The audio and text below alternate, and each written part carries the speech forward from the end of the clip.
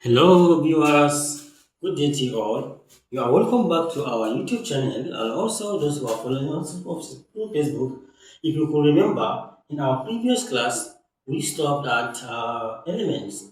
After discussing many things on the element, right from its atomic number, mass number, the symbol of some elements, also today, in today's class, we are going to start with our compounds. What is compounds? A compound is a chemical substance formed when two or more elements are chemically bonded together. So when the two elements come together and form a chemical bond, the substance they form is what we know as a compound. Let's example. From our previous class, if you will remember, we have an element which is known as sodium.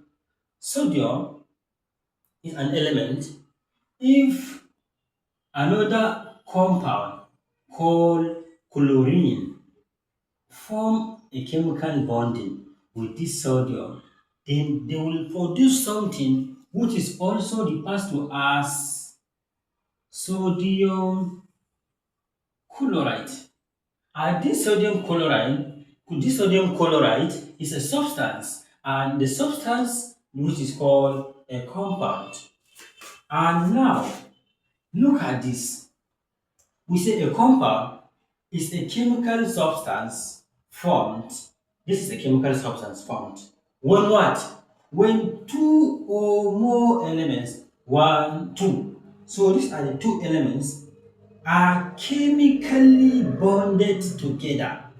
This sodium and chlorine are chemically bonded together and they form what is known as sodium chloride.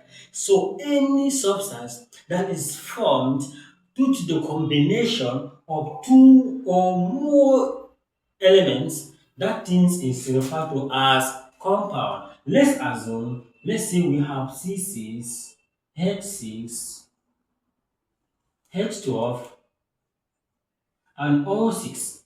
These are more than two elements and they come together to form a compound which we call as glucose.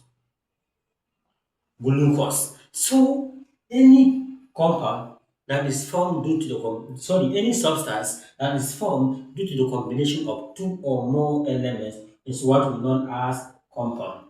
Now, hints. A hint to note when defining a compound. Now, always new substances are formed. This, when sodium and chlorine form and react, meaning that they form a chemical bond, they form a new substance, which is what? Which is sodium chloride. And also, one thing to know is that this sodium chloride, when new substance always formed, you can never separate them.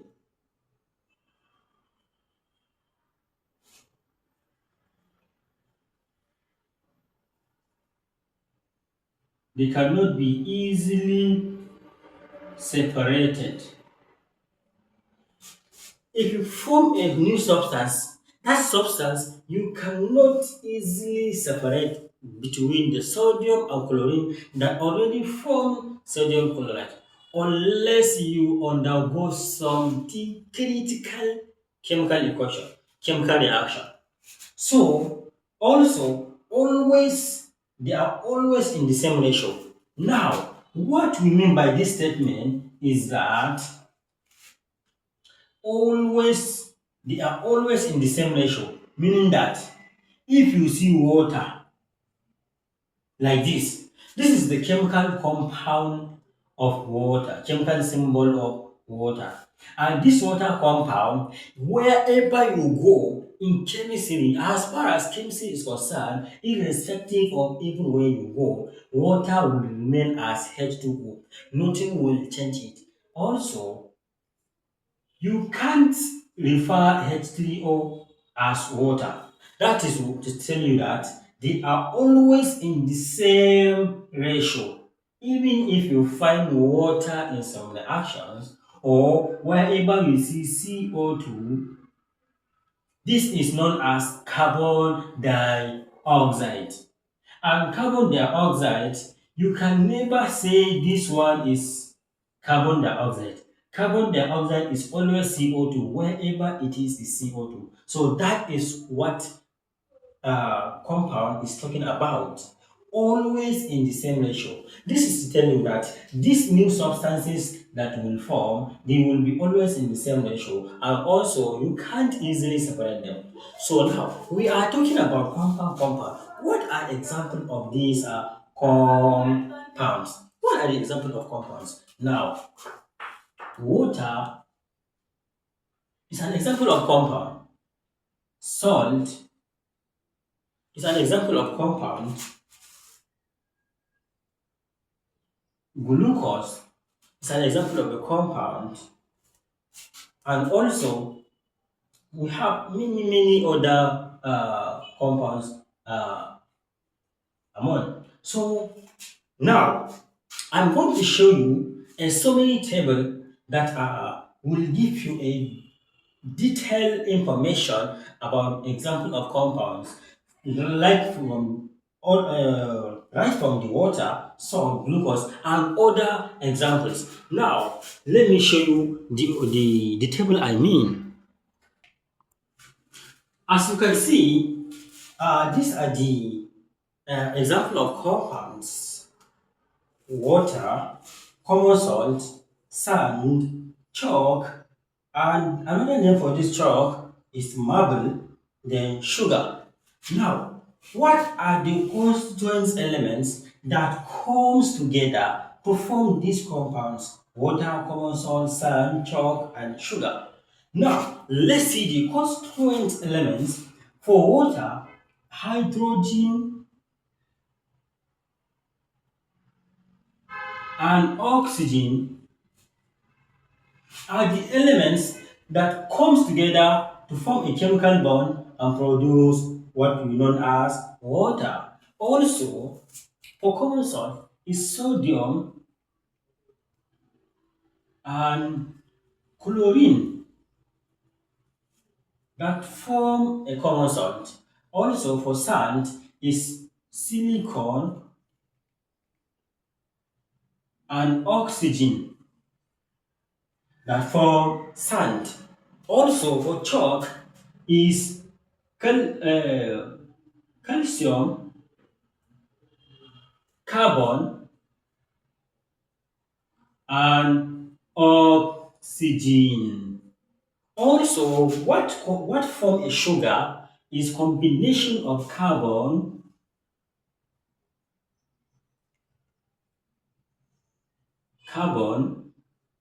hydrogen, and oxygen. So these are the constituent elements that form these compounds. Water is hydrogen and oxygen, common salt is sodium and chlorine, sand is silicon and oxygen, chalk is calcium, carbon, and oxygen, sugar is carbon, hydrogen, and oxygen. So this is to tell you that these are the compounds. Because of what? Because of the coming together of two or more elements. And these compounds, you can never separate these atoms after they form this new substance. They can you can separate them, but it's not easy. That is what you have to know. Also, what are the formula? How does this hydrogen and oxygen form this water? It is the coming together of two hydrogen and one oxygen. This is H2O. And also for common salt is sodium chloride. And these are the salts that you usually use in our home. Also, sand is silicon and oxygen, and this is silicon dioxide. We also call this one as silica. That is when the sand is in its pure form. That is when we call it silica. Also, for chalk, which is also commonly known as limestone, which is calcium, carbon, oxygen, CaCO3. which is calcium carbonate, and also for sugar, carbon, hydrogen, and oxygen, which is what? Which is C12,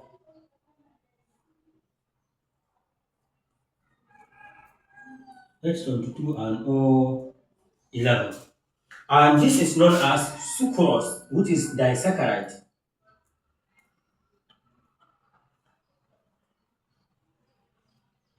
So, these are the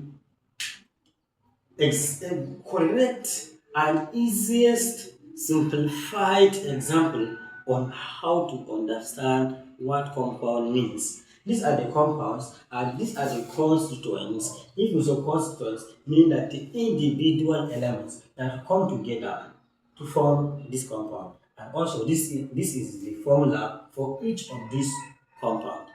For water is H2O, for common salt is sodium chloride, for sand is silicon dioxide, for chalk is calcium carbonate, for sugar is C12H22O11, which is known as sucrose, that is disaccharide.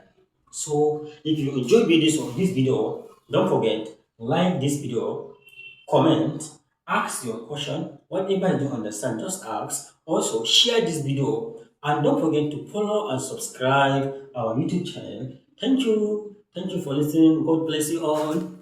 See you in the next class.